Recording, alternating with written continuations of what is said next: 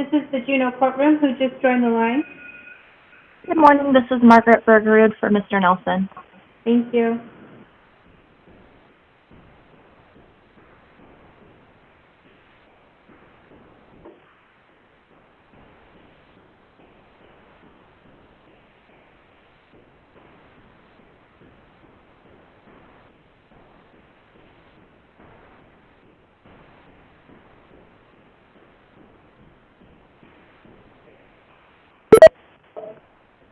This is the Juneau courtroom. Who just joined the line?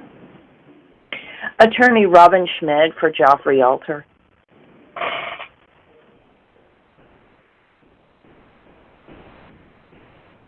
Thank you. Thank you.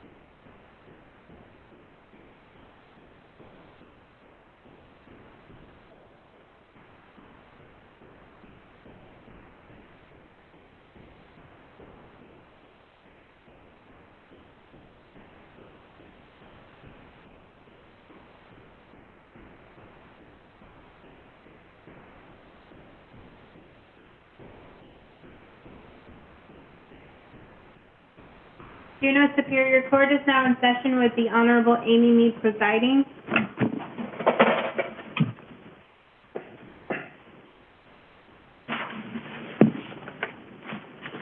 All right, we're here in 1GU 2353, 2363, 2361, and 2349, State of Alaska versus Micah Nelson. Ms. Bergerud, are you on the phone?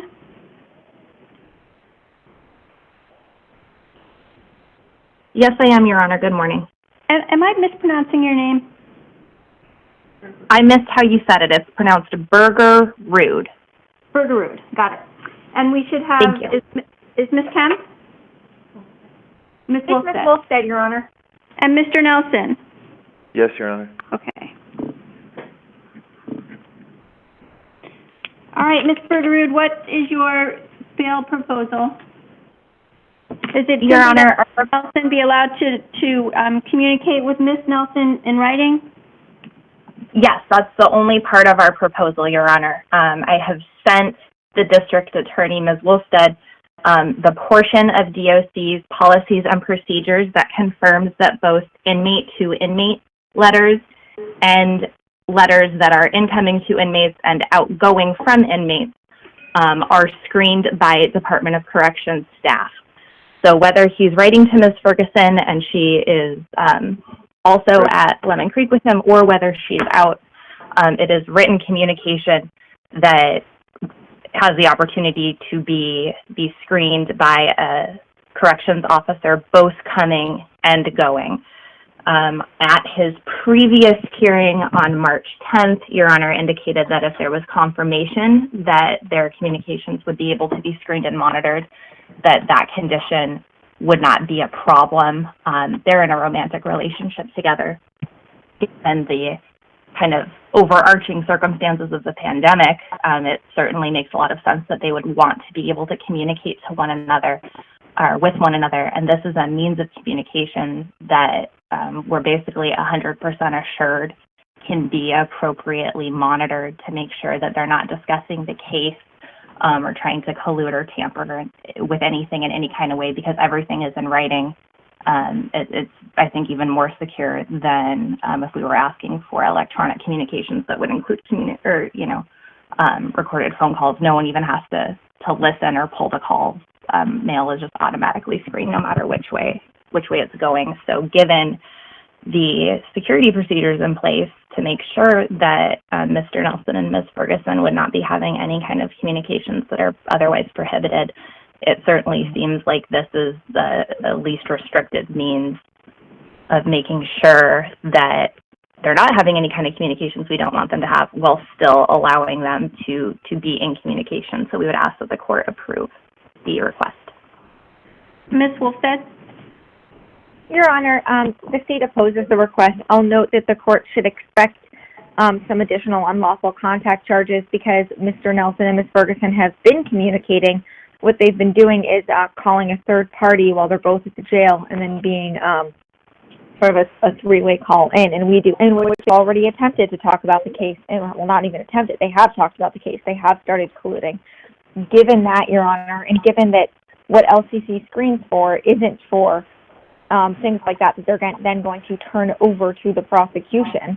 And I'll tell you, in my 8 years of doing this, I've never received a letter from LCCC that is written communication between two inmates. Certainly I've received when there's been a threat against me or an officer or somebody else through a written communication, but that's all I've ever received from not just from Lemon Creek, but from DOC.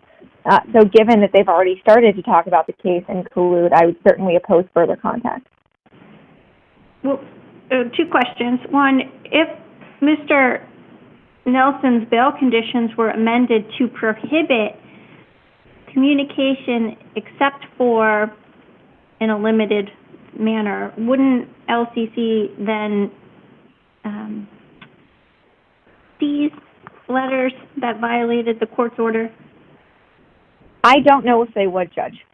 And I'll tell you, I think in practical effect, I don't think that the specific jail guards, whoever's screening at Lemon Creek, is going to know the facts of the case, know what's going on across Mr. Nelson's many cases.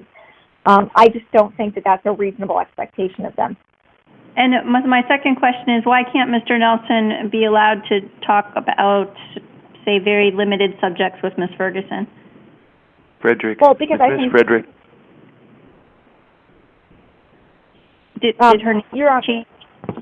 No, you're thinking of two different people. Ms. Ferguson is his co-defendant. Ms. Frederick is his victim. The bail request is to allow written communication with Ms. Ferguson. That is incorrect, is my guess. No, it's Miss Frederick, not Ferguson. And it's an alleged victim. She is not a victim. I have not been found guilty. Ms. Bergerud? Your Honor, I defer to my client. It appears that I wrote down the wrong client or the wrong name. I thought that it was a fiance and that she was also his co-defendant. And how is Miss Frederick involved, Ms. Wolfstead? Yes, Your Honor. Ms. Ferguson is a co-defendant. That's not who we're talking about here. His fiance is Miss Frederick, who is a victim in one of the cases where Mr. Nelson got into her vehicle, pulled a gun on her, beat her up to the point where, she was oozing blood. There was a big puddle of blood on the floor outside the vehicle. And this was all while he was sort of on the run. She had to be taken to the emergency room. I believe she got stitches. Although I don't recall exactly, and I don't have my big Micah Nelson binder at home with me. But I do know that she is a victim of a felony assault. So, understood. If the no contact order is in place to protect the victim, though, and Mr. Nelson is only going to be allowed to communicate with her in writing, how am I not satisfying those things that I need to think about when I think about bail conditions? It's not just to protect the victim, Your Honor. It's to prevent collusion, which they've already been doing. And I think, as the court well knows, people, particularly people who live the lives that Mr. Nelson and Ms. Frederick lead, are very used to talking in code. And I don't think that's necessarily something that that is going to be obvious to somebody reading their communication. As I've mentioned, they have already flouted your orders and started to do so. I heard you say that, so I would like some more information then about that, because you said that now a couple of times, and if I'm going to make a finding, that limiting Mr. Nelson to written communication with Ms. Ferguson is insufficient to meet the purposes of bail, I think I need something from you that explains why I should make that finding. You've alluded to the fact that they're collusion, but could you give me some more information? Certainly, and I have the call pulled up right here. I can play it for the court. I'll tell you that it came into me a couple weeks ago, so I certainly haven't listened to it recently. I do know that they start talking about the case. They start talking about how grand jury went, things that Ms. Frederick would or would not testify to, and how that they best believe the case can move forward. And I've got the call. I'd certainly be willing to play it for the court, or I've got it in email form. I can forward it to the court and defense counsel so that everybody can listen to it privately. Ms. Berger, do you have a preference? Your Honor, I haven't heard this call. I certainly don't stipulate to anything that Ms. Wolfstead is saying in it.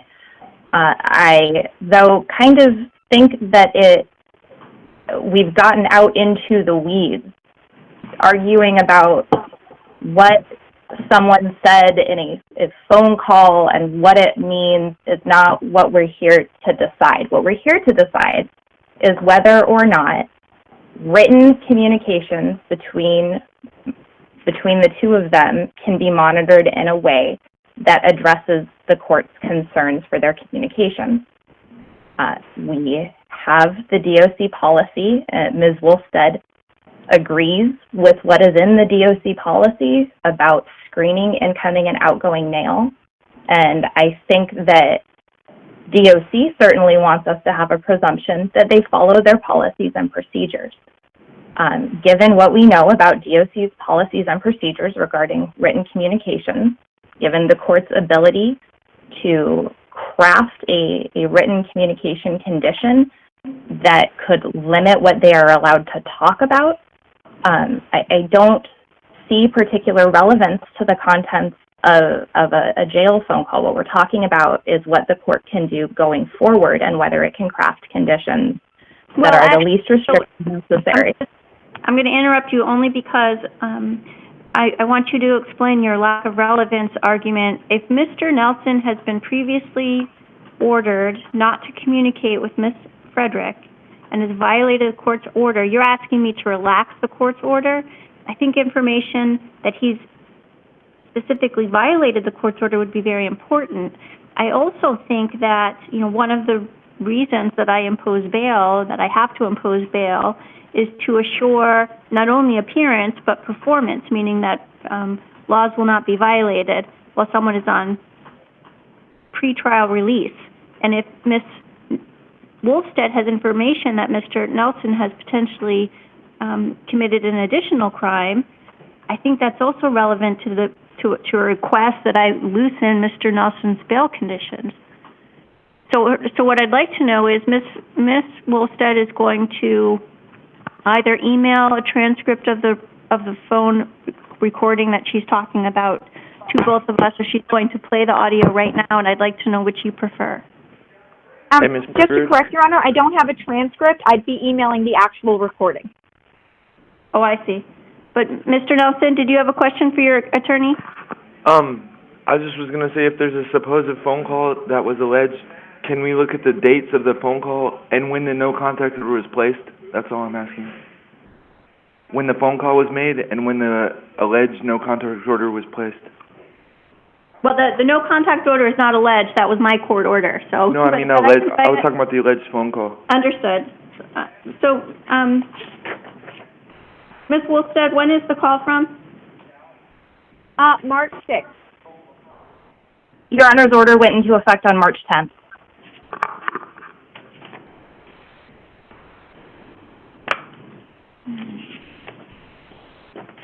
And Ms. Wolfstead, you said that the call went into talking about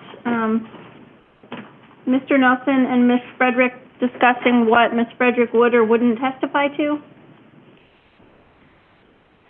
Yes, Your Honor.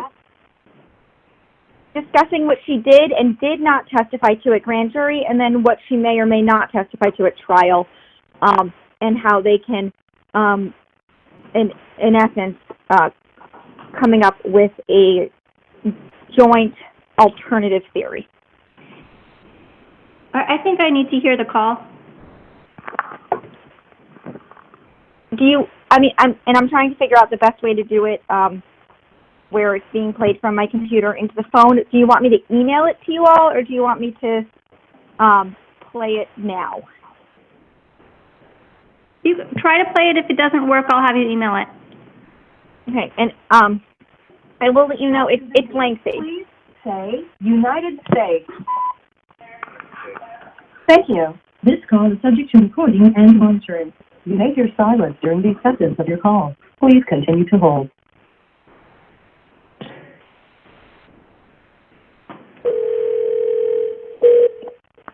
Hello, this is a collect call from Micah. an inmate at Lemon Creek Correctional Center. This call is subject to recording and monitoring. To accept charges, press thank you for using Securus. You may start the conversation now. What up? How's it going? And hold on, Your Honor, I'm gonna press pause and make sure. I've got numerous calls. I think this is the right one. I'm just gonna make sure this is the right one.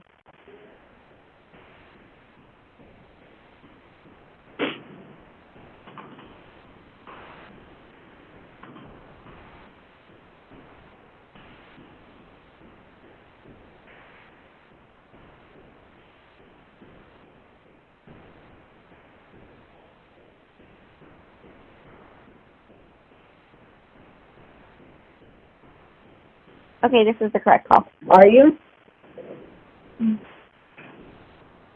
Sounds good. Yeah. She said she can't wait for that dick to get in there. Oh, yeah. And she ain't going anywhere, homie. She's right here with you. What's that? No, she ain't going to court today. Not that I know. Your Honor, I can't hear both sides of the conversation. All right, Ms. Wilson, I'm going to ask that you email it to Ms. Bergerud in the court. Absolutely, and I'll just let you know that the person on the initial part of the conversation is not Ms. Frederick. She gets sort of connected in a few minutes in. So I'll go ahead and forward this to you all now. And you said it's a lengthy recording? About 15 minutes, I believe. Let me just double check that, but for some reason, Windows Media Player doesn't actually tell you how long something is when you're looking at it. But yeah, it's about a 15-minute conversation. Ms. Bergerud, are you available tomorrow at 10 o'clock? I am, Your Honor. I think it would make sense to come back then. All right, actually, so another judge has a 10 o'clock bail hearing. Can we do it at 11? Yes, I'm free then too. All right, so I'm going to reschedule this for tomorrow at 11 o'clock. And is it okay if I send it directly to Your Honor and Ms. Bergerud? Yes. Okay, I'm doing that right now. All right, Mr. Nelson, we're going to need to take this up tomorrow, okay? Okay. Scheduled appearance, May 14th. All right, I will talk to everyone tomorrow at 11. Thank you.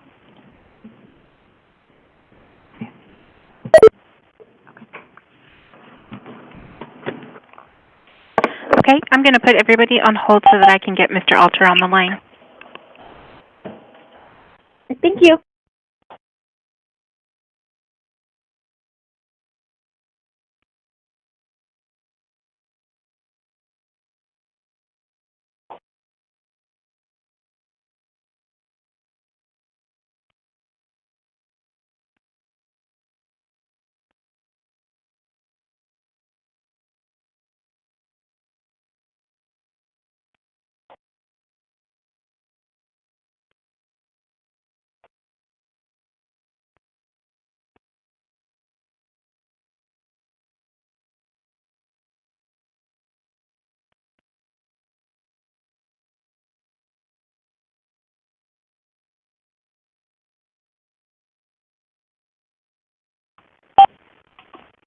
Can everybody hear me? Yes, Your Honor. Oh. Yes, Your Honor. Ready? All right, so we've got Mr. Alter, Yes. Ms. Schmidt, Yes. Ms. Alter, Yes. Ms. Wolfstead. Yes, Your Honor. And is Mr. Pulaski on the phone yet? Yes. All right, so this is 1JU 191567 and 181058, State of Alaska versus Geoffrey Alter. Ms. Schmidt, you had a bail hearing request that we started last week that we put off to today to give the state some time to do victim contact and to think about your proposal for a third-party custodian. Yeah. Ms. Wolfstead, have you had Yes. Your Honor, in that time, of course, now someone has tested positive at Lemon Creek. I'm aware. It changes the dynamics a little bit. I mean, originally we had asked for electronic monitoring and a reduction of bail. And at the court's insistence, it was kind of a, third-party custodian. The court kept asking, is there a third-party custodian? I'm like, well, there could be. So we sent that information for my client's mother to the prosecutor last week and to the court for Gene Alter to be a third-party custodian. But now it will mean that if Mr. Alter is released and he's required to have a third-party custodian, it's going to make quarantining a little bit difficult. We would go back to the preference of the electronic monitoring, which I think is better than third-party custodian. That way, if he has to live in a trailer in the back of the house or something for his quarantining period, that can be accomplished. If he has to go live back at the house, is that what you said? Well, Your Honor, you were asking last week if we could propose a third-party custodian. So reluctantly, I've given his mother's information. And, he's been exposed now at Lemon Creek. So if he goes home to stay with his mom and dad, he's going to end up being quarantined inside their home. And I guess he can stay in their basement, but I'm still, maybe the court can explain to me the logic behind having electronic monitoring and a third-party custodian. To me, it seems like a diffusion of responsibility. Ms. Schmidt, one, I'm not going to do that. We talked about that last week. But more importantly, where would Mr. Alter live if you were on, say, house arrest? He would be living in their basement. And so, I mean, I'm not understanding what you're telling me. You're telling me that there is a problem with Ms. Alter serving as a third-party custodian, which I will tell you I asked for because Mr. Alter is alleged to have committed a new felony while he was on release on a pending felony. That would suggest that Mr. Alter is not great about abiding by his conditions of release. So something more than what had been in place originally would be important. There has not been an electronic monitoring. Just let me finish my question, please. You said that Ms. Alter, having Mr. Alter be at his parents' home is problematic because Mr. Alter has now been exposed at Lemon Creek. My question to you is, all right, if I forego having a third-party custodian, where is Mr. Alter going to live? I think that he will probably stay in their basement, but maybe I'm not understanding you. The third-party custodian, as I have always understood it, is 24/7, and that's onerous. So even if he's in quarantine in their basement, if she goes to sleep and she can't hear him, you know, that's the best they can do. I'm having a hard time understanding why you're rejecting the electronic monitoring. He's never been on it before. Ms. Schmidt, this is not, you and I are not going to debate, you know, what the court's going to do. You're asking me to release Mr. Alter, which is not something that I would ordinarily be considering doing, given the seriousness of the allegations and the seriousness of the second felony that he's alleged to have committed. I asked for some information. That's why we're back here today. I'm not going to debate why I asked for that information. Ms. Wolfstead. Your Honor, the state opposes, I mean, it sounds like they're now saying they're not willing to propose this third-party custodian, so I'm going to argue just the regular bail request because we haven't done, if we're going to do a third party, we need to actually put the person under oath and go through at least a number of statutory questions that are required. But in the meantime, you know, I understand that there has been a guard who tested positive at Lemon Creek. I also understand that Lemon Creek and that DOC had prepared for this, that they have gone through extensive measures to protect inmates and staff, and that they've gone to, they've got a level system, and they've gone to that level that stays to ensure people's protection. And at this point, it's not, I'm sorry. It's okay. Is there something that you want me to address? Well, at this point, it's not just one guard. It is, there are more people who have now tested positive at Lemon Creek. Okay. That's new information for me, Your Honor. And so I'm sorry, I was not made aware of that. What I will say is this. I think that the court needs to be considering a number of things right now. I think the court needs to be considering certainly the safety of Mr. Alter, absolutely, but also the protection and safety of the community with which the court is charged. And I do not believe that this release plan for somebody who is as prolific a criminal as Mr. Alter I've never had a felony. Mr. Alter, stand by. Go ahead and finish, Ms. Wolfstead.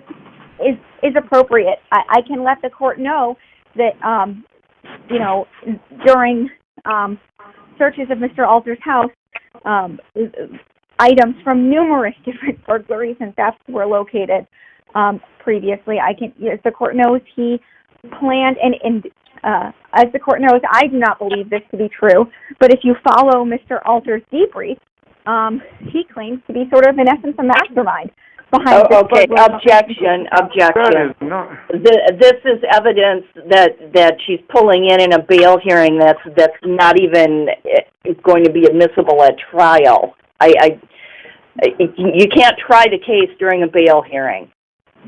Your Honor, pursuant to Rule 104, the rules of evidence don't apply at bail hearings, and certainly the strength of the case and Mr. Alter's criminal nature are important for this bail hearing. May I continue? Yes, ma'am. Okay.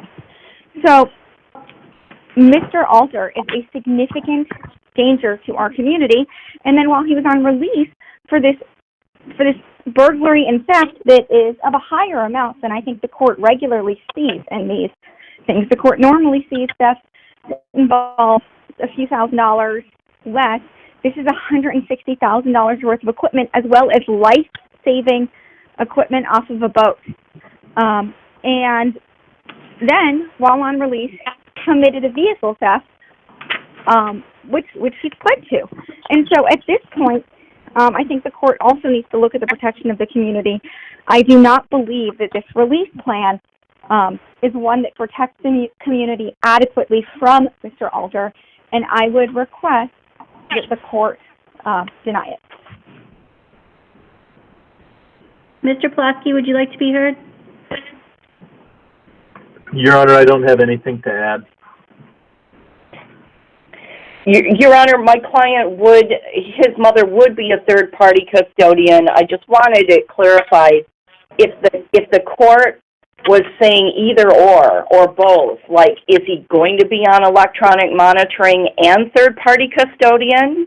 I mean, we can do both if you want to do both. I just don't understand.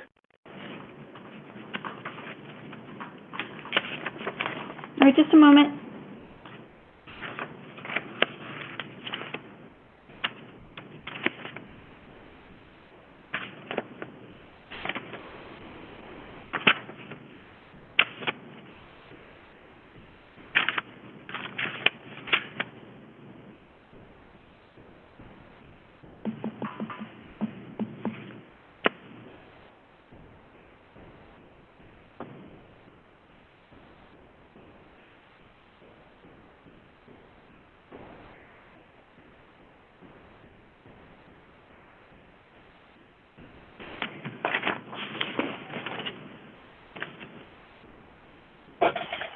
You know, well, Ms. Wolsted's comments are well taken. Mr. Alter, given the seriousness of the offenses that you have been charged with, I ordinarily would not give a second thought to a request such as the one that's been put forward today. I normally wouldn't be inclined to reduce the bail because I think the bail was appropriately set in the first instance. However, things have changed and we are under unusual circumstances, and I note that you, though I in no way believe that a property crime is a victimless crime, I think that I and the other judicial officers are looking at and considering bail in the context of property crimes a little bit differently than we look at bail in the context of, say, assaults. I am going to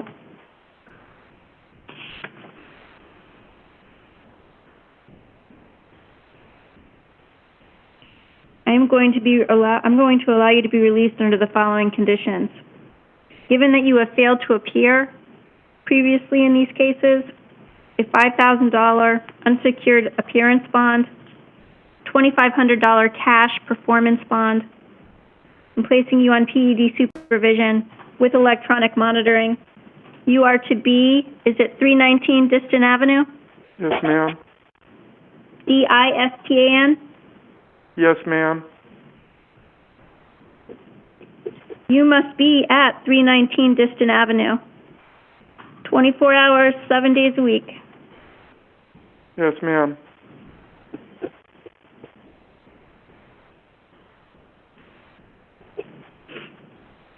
You are to obey all court orders, all federal, state, local laws, appear in court when ordered to do so, maintain contact with Ms. Schmidt and Mr. Pulaski. Yes, ma'am. You may not change your residence without coming back to court. Yes, ma'am.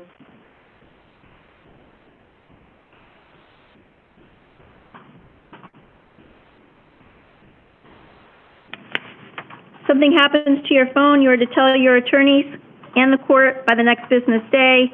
Obviously, you're not to leave City and Borough of Juneau. You are to have no contact, direct or indirect, with SB, DC, any of your co-defendants, or the Tricanos. Yes, Your Honor.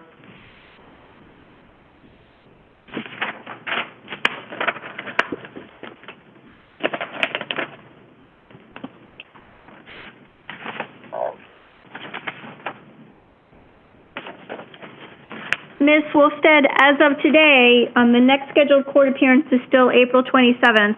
I haven't received anything that asks that to change, so I'm going to indicate that that's the next court date for now. That's fine for now, Your Honor. So, Mr. Alter, you heard Ms. Wolfstead at the last bail hearing that the state may be asking that sentencing date change. It's very important that you keep in touch with your attorneys so that you know when you need to appear in court. Yes, Your Honor, I'll call her. Okay, and she'll also be able to tell you how to call into the court because we're doing all of the hearings telephonically, okay? Yes, ma'am. Ms. Schmidt, do you have any questions? I don't. Thank you, Your Honor. Mr. Pulaski, anything for you? No, Your Honor. Ms. Wolfstead? Yes, I just wanted to make sure, I know that you said house arrest. I wanted to make sure that you also required, and I might have just missed it, electronic monitoring for that? I did. For location? Yes. Okay. I did, Great, and Miss Alter, can you still hear me? Yes, I can. So part of my order allows PED to enter the residence to check on the equipment. Yes. I just wanted to let you know that I'm ordering that. I'm aware that it's your house. It's not Mr. Alter's house, but if he's going to stay there, they might need access to verify and maintain that equipment, and I'm ordering that. And Mr. Alter, you need to comply with PED's instructions regarding your electronic monitoring. For example, my understanding is that once the monitor is placed in a particular outlet, you're not to move it. Yes, ma'am. Okay. Mr. Alter, do you have any questions? No, ma'am. No, thank you. All right.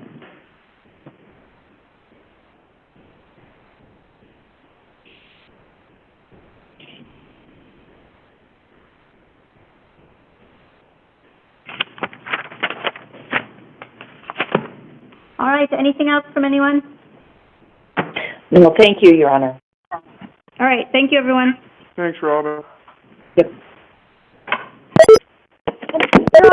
The chairperson has disconnected. The conference will now end.